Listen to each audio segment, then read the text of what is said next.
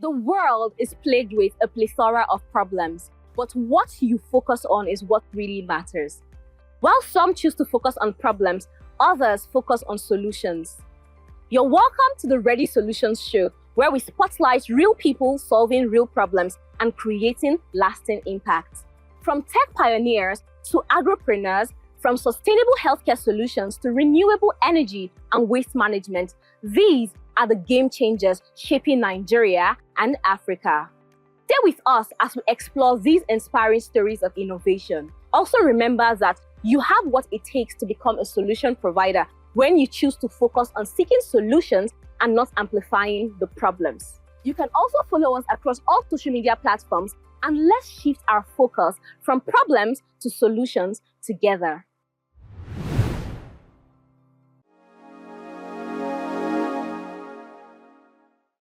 Great to have you here in the office space of our guest for today. I'm Chima Sokoli, a lean methodology expert and your host for the ReadySolutions Show. And today with me, I have... My name is Balogun Anthony, Business Development Lead at LFReturnMe. Oh, that's great. LFReturnMe. How do you pronounce it again? LFReturnMe. Yes. So yeah, for you watching, LFReturnMe. So what is LFReturnMe? LFReturnMe stands for Lost, Found, and Return Me. We're a civic-tech startup, and we're trying to revolutionize the lost and found space. We're trying to prepare solutions that will help people who lose their items recover them without stress. We're also trying to reduce the financial burdens that people go through when they lose their items. You know, the financial stress, you usually do not plan for it.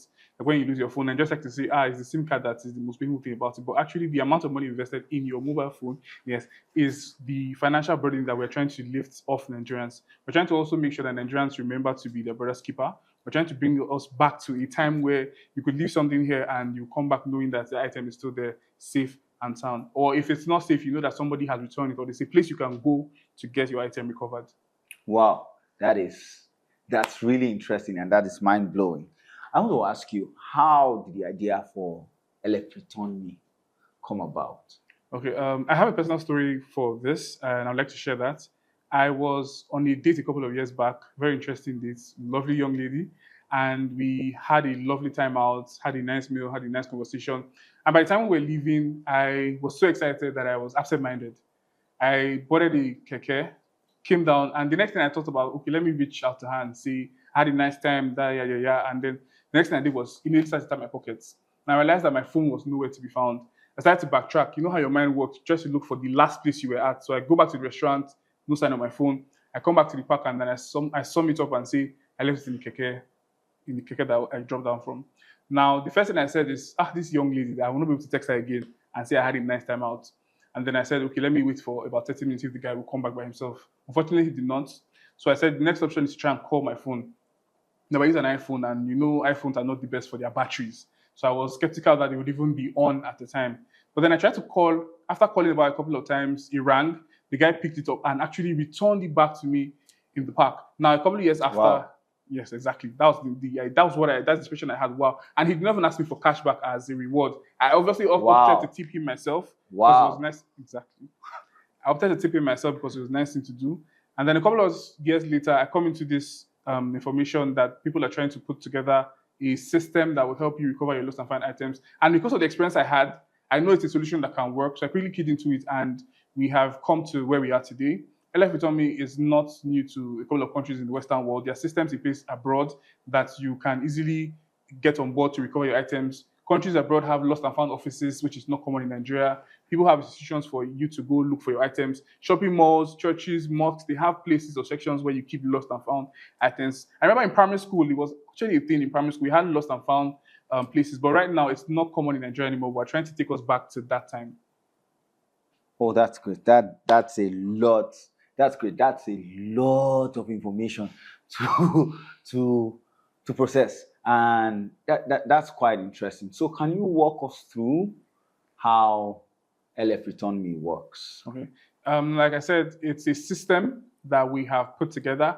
I'm saying it's a system because it's not just one thing. We have a full-fledged system that we're trying to make sure is foolproof. So people have the best service when they come to us to look for their items. Now, the first step of the system is that we have developed holographic QR code stickers Now, we'll be demoing these stickers on the show, so you see them later. These stickers, you attach them to your personal devices, your mobile phones, your laptops, your cameras, your hard drives, whatever gadgets or equipment that you have. And if these items go missing, we fall into the second step in the recovery process. So we have a finders community that we're trying to build. We're looking for well-meaning Nigerians like the Keke Napep Rider, you and I, who are not thieves. But then when we find lost items, we don't know how to go about returning them. We know that we can go to the radio station, but it's a very tough process. So we're trying to find or build a finders community of volunteers who outrightly go out to help you look for your items. When they recover your items, we have a system in place where they scan the QR code, report it found on our website, and then we reach out to you, who's the owner, who has registered that item on our website and return. If you do not have a sticker, if you haven't registered your item on our platform, you can also still use it. Just go there to report your item. If you have a picture of it, it's even better for us to do our search. And then the last one we're trying to ensure we have is gadget insurance for Nigerians at a very affordable price. Okay. So that's the system that we're trying to put in place. Wow, gadget insurance for Nigerians at an affordable price, because Exactly. that's the price point when it comes to insurance is usually a major problem Yes. with Nigeria. Give me a minute.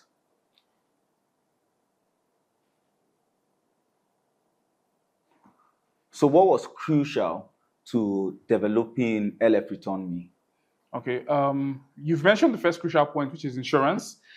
People know that losing items in Nigeria is not there's no guaranteed process to recovering items. So we have to factor in thefts.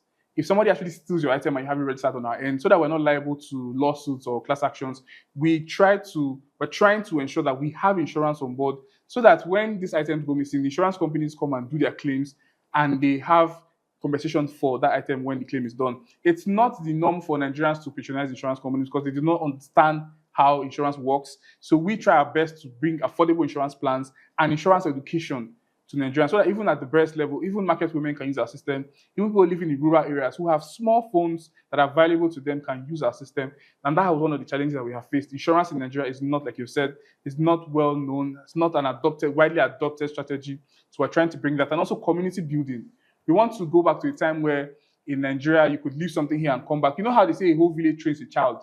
A whole village should be able to cater for each and every one of their own items. You should be able to cater for your laptop, your phone. There are countries you go abroad that they don't steal.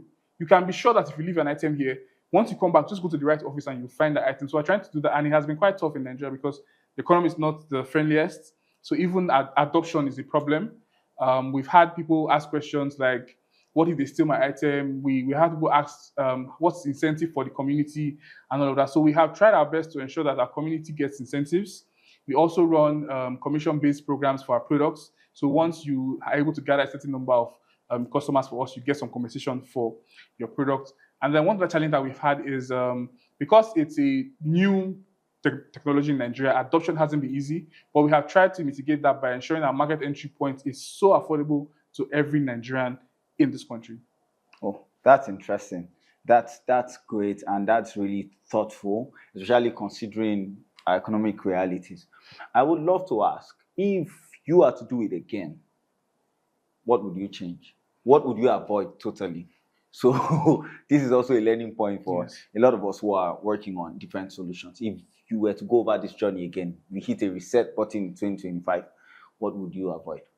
What I would avoid is delay, because we did not start as we intended. We had a couple of setbacks, and it wasn't really like it was technology or anything. It was just a mindset thing. So what I would not do again is delay.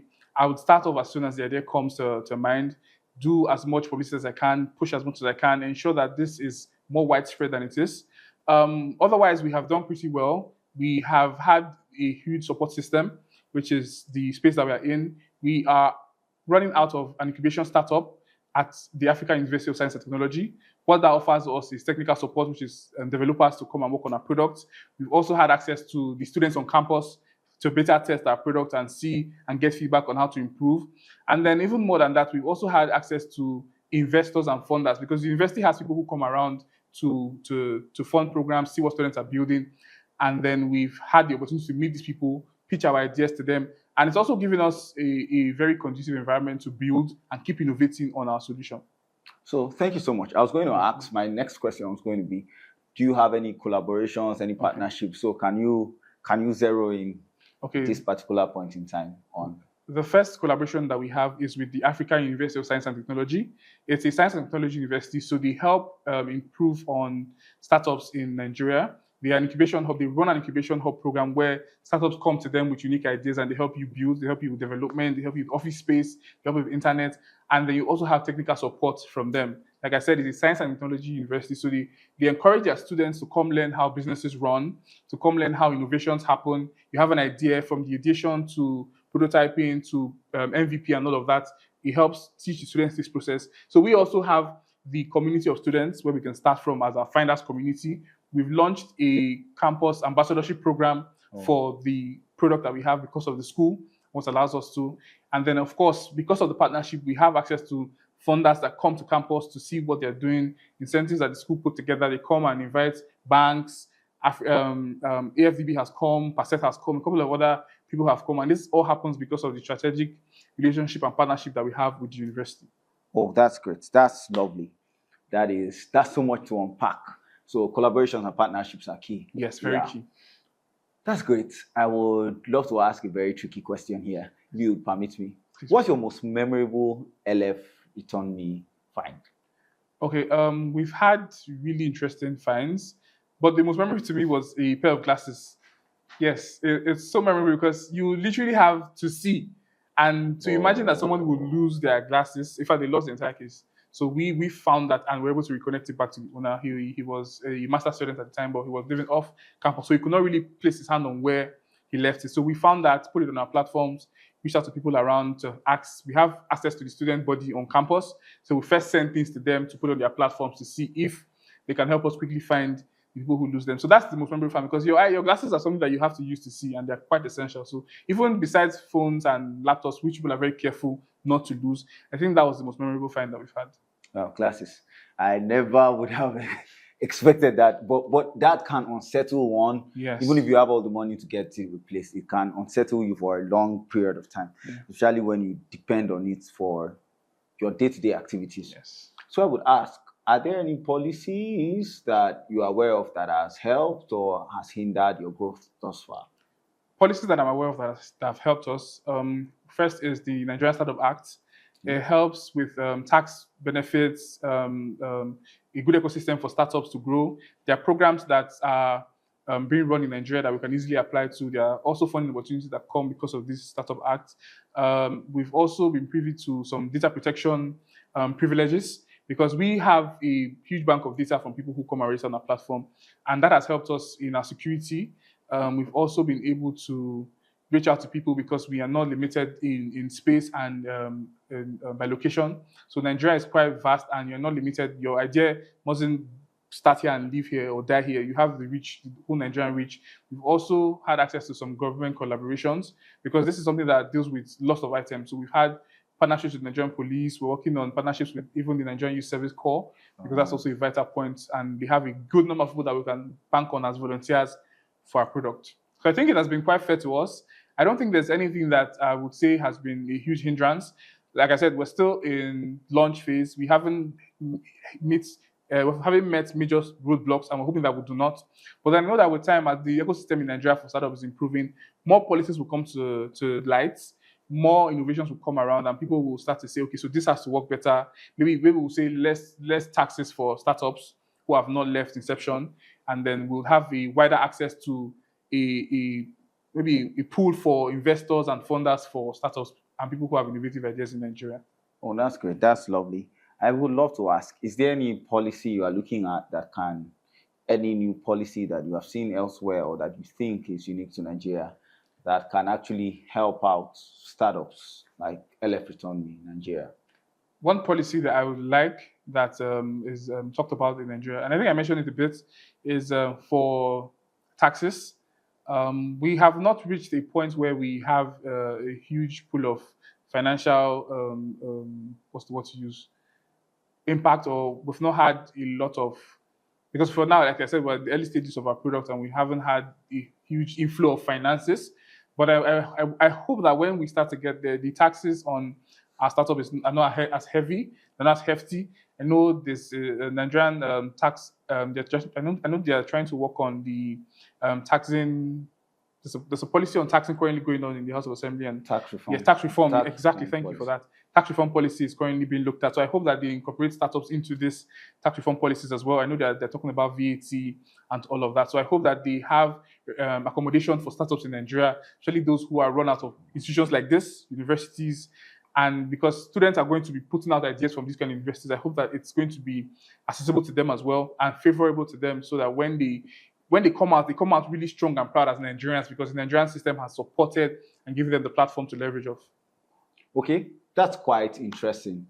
I would love to ask, do you have an idea? I know that you're running out of the university and all of that. So how have you been able to gauge the public perception and acceptance or rejection of your products? How has the adoption been like? And how has the public basically warmed up to or rejected your solution? So the first thing I get asked every time I go out to talk to people about this is, what happens when they steal your item? And then I have to tell you about our insurance plans that we're working on. I have to tell you about our procedures and our relationship with the police. So that I think has been a major pain point for Nigerians. The fact that you're afraid that your phones will get stolen and it might be a tougher process to recover. So we have tried to tell them and ease their minds and say, this thing that we're doing, we're trying to make sure it's foolproof, trying to make sure that we have all the right partnerships, all the right relationships to ensure that when you lose your item, you have utmost security that you can recover the item or you get compensation for your item. And one of the major concerns we've had is that we've gone to locations where they sell phones. Well, we have major gadget stores and all of that. So one of the concerns they've had is that we need to accommodate them as vendors. So partnerships again, they want to know if we have plans for vendors on our platform. So they come, make some revenue from us. And we've absolutely told them that that's something that we're working on. It's very feasible for us. So because you have a gadget store and you know gadgets are very vital to Nigerians, you should be able to assure them that this is some extra feature for your products and also get some compensation for that feature. So that's one of the things that we've had as reception. Otherwise, it's that the education for insurance is not widely spread. So we also have to do that work. And then also it's no longer the norm that people rightly return things. So they always doubt. There's always that element of doubt. Will they return the item? Imagine finding an iPhone 16 out and expecting that somebody who has not eaten for 3 days will return your phone. So we've had to try to mitigate that and say, Nigerians, we have more values, we have more morals than all of this. We used to be really good people. I remember a story of a man in Nasarawa State who returned, I think, about 30,000 cefas in his keke. He went home. His parents encouraged him to return. He returned that money. And I think he has a fully funded scholarship up to his master's level in Bayes University. This is some of the rewards that you get for just being a good and outstanding citizen. Wow. We're trying to hope that this also helps improve the image that Nigeria has in the global space. Because if this gets as big as we intend it to go, the world view of Nigeria will change. People know that Nigerians are trustworthy people. You leave your documents here, you know that you come back to meet them, or somebody has kept them for you. You lose money, and the first thought is not, let me take my own, or let me hide some, or let me steal it. The first thought is, what pain or challenge is the person who lost that money going through? And then you try to come around to return that money so that you know that you have done good. If the person feels the need to compensate you, that's fine, but you're not entitled to compensation because you're trying to be a good citizen and promote the image of Nigeria. Oh, that's great. That's some nation building angle to LFReturnMe that I didn't see before we began this interview. I want to ask, what is the next big thing for LFReturnMe? So the next big thing for us would be why we're here today with Ready to Lead Africa. We are trying to build our finders community. It's very essential to the success of our project. And we know that Ready to Lead Africa is ready to lead Africa. You have youths who are ready to call or come to the clarion call when it comes to returning items, volunteer solutions. So we're hoping to bank on a network of people who are all over Nigeria who are ready to return items. So you live in an estate and something goes missing in an estate. We want to know that you are a person there, a contact person who can reach out to help be vigilant. You mustn't necessarily go house to house to look for the item. Just be vigilant. Be more aware of your environment. Be more aware of your neighbors. So we're looking forward to partnerships with organizations like yours, partnerships with National Youth Service Corps, so that we have a bank of coppers across Nigeria, because they are the most mobile citizens that we have in Nigeria. We want to get coppers on board as volunteers. And then universities, of course, because you have a lot of students here who use some of the most expensive gadgets. And then we plan to integrate with businesses, work suitable plans for businesses to secure their gadgets. You have a company that you have about 100 staffs. You have laptops, you have office phones. We want to integrate our systems into these services, into these places. Churches and mosques. We want to have churches have lost and found sections. We want to have supermarkets and shopping malls have lost and found sections where people go to return lost items. You find an item lingering around and you don't know who lost it, put it in the lost and found section. We will make sure to reach out to radio stations, go on publicity runs, media runs where we talk to people about returning items, go to schools and encourage them to have finders clubs in secondary schools and all of that.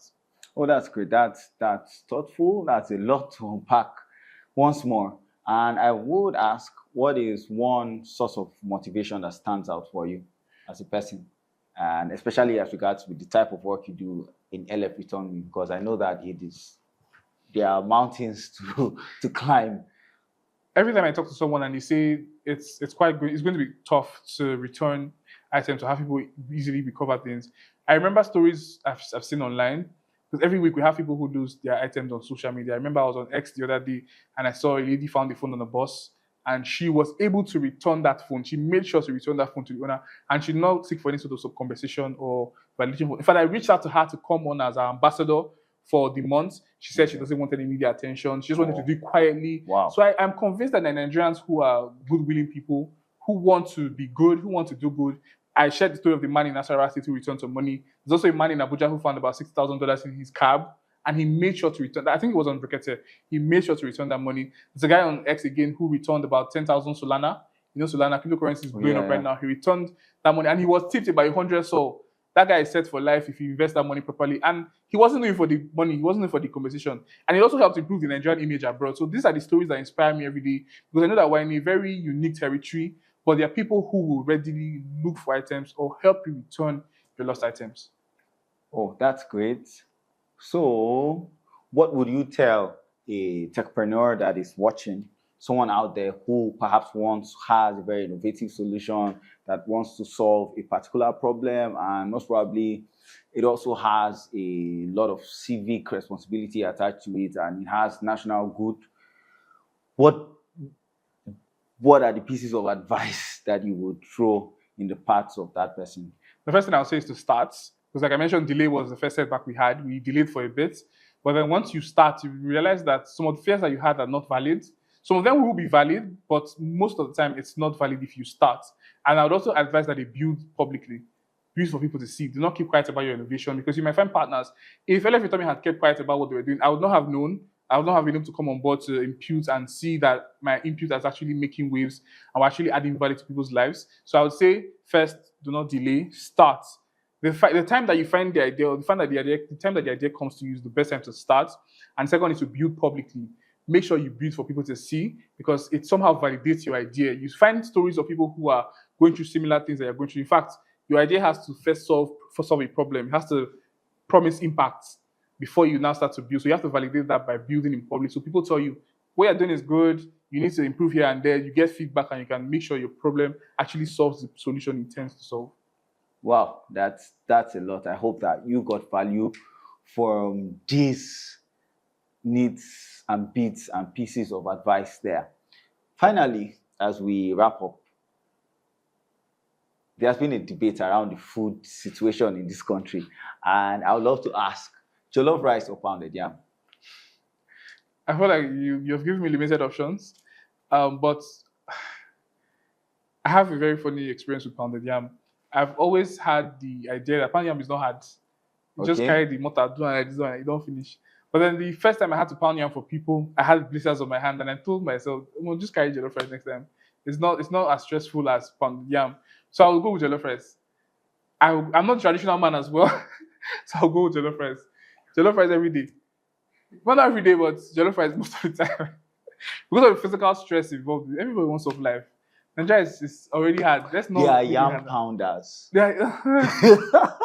Well, that's great. It's great to know that you would pick jollof rice over pounded yam. So jollof rice is doing international things now. Let's prep it more. Yeah, we have the whole Ghana, Nigerian jollof rice debate. Even goes abroad too. But nobody's debating pounded yam, because pounded yam is the goat of swallows. Technically, I agree. It's the goat of swallows. Yes, Amala is trash. Could be. Let's do that. Yes. Let's have that. Okay. So should I misplace my jollof rice? Hot jollof rice it's not guaranteed that you recover. It's not guaranteed. But your plates, yes, we help you recover your plates. But the hot jollof Your rice. jollof, that's not, no, that's tough. Okay, thank you so much, Thank you. Mr. Anthony Balogun. It's been lovely having you here. It's been great hearing the great work that you do at LFReturnMe. And thank you so much for watching with us until the end of the show.